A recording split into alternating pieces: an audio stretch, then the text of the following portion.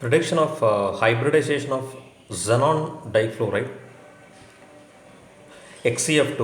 The hybridization is sp3d of with 3 lone pairs and 2 xenon. Let us understand how we need to predict the hybridization of xenon difluoride.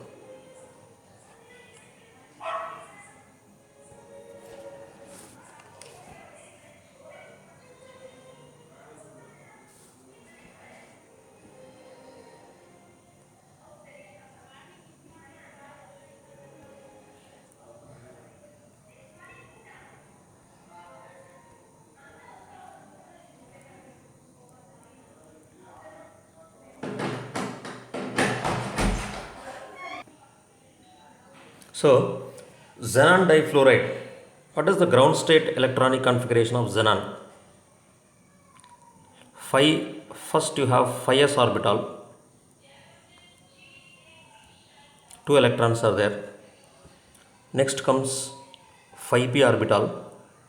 So here you have 6 electrons.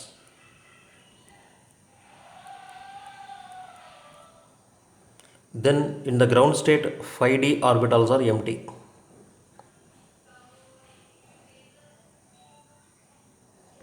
Right? So promote it to the first excited state. So this is your ground state. This is your first excited state. So in the first excited state, what will happen? One of the p electrons will get promoted to vacant d orbitals. Therefore, s electrons remains paired. P electrons in one of the p orbitals, one electron gets excited to 5d orbital.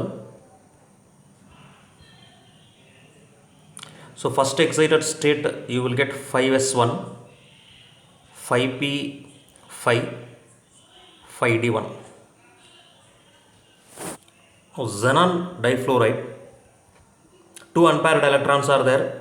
So in the 2 unpaired electrons, 2 fluorine atoms will form covalent bond with 2 particular. So 5p orbitals will contain 5 electrons here, and once again one more electron will be there in the 5d orbital. So now there is one more possibility of fluorine giving an electron to pair it with 5p orbital, and one more fluorine will pair it with 5d. Therefore, the hybridization of this molecule will be pertaining to sp3d hybridization. Means it is a trigonal bipyramidal hybridization. Geometry will be there.